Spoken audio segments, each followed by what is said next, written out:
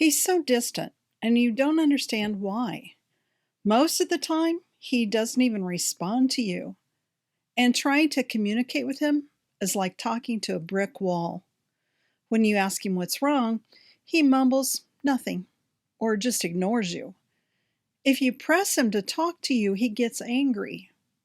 The only time he pays attention to you is when he wants something from you, and it's usually sex. But you're not interested anymore. You used to be so close to each other.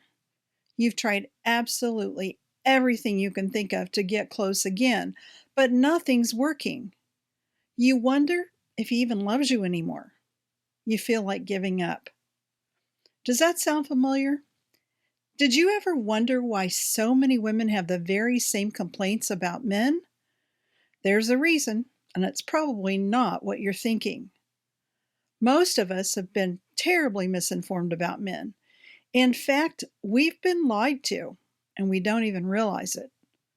I'm on a mission to change that, to help women learn what I've learned in my own relationships through many years of focused study and in working with distressed couples in my private practice in Southern California.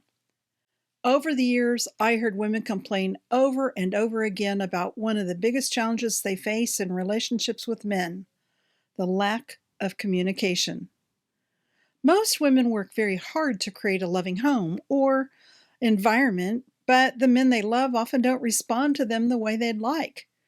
Whether it's trying to get a man to listen or trying to get him to talk, failed attempts to communicate with him may leave you feeling abandoned, blown off, dismissed, frustrated, isolated, shut out, lonely, undesirable, pushed away, unloved, rejected, unwanted. Even so, women are no quitters. They keep trying and trying to give and to get attention, but their partners frequently withdraw more and more with each attempt to break through the wall. Their men offer monosyllabic responses at best and anger at worst. For women, communication is everything. In fact, women thrive on conversation. Is it any wonder we want to have real, meaningful conversations with the men we love? We want to share our secrets and our hopes and dreams, as well as the intimate and emotional details of our day with those who are closest to us. When something's bothering us, we want to talk about it. We don't necessarily want it fixed, but we do need to talk about it. Why don't men seem to get that? It's particularly puzzling when you realize that men need many of the very same things women do when it comes to intimate communication.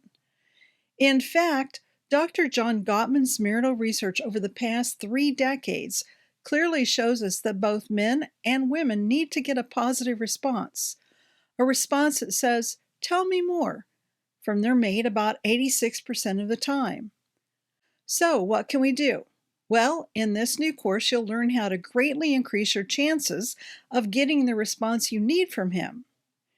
Each lesson contains questions that will help you evaluate your own relationship, as well as specific exercises you can do to put the principles into practice right now. Are you ready? Let's get started.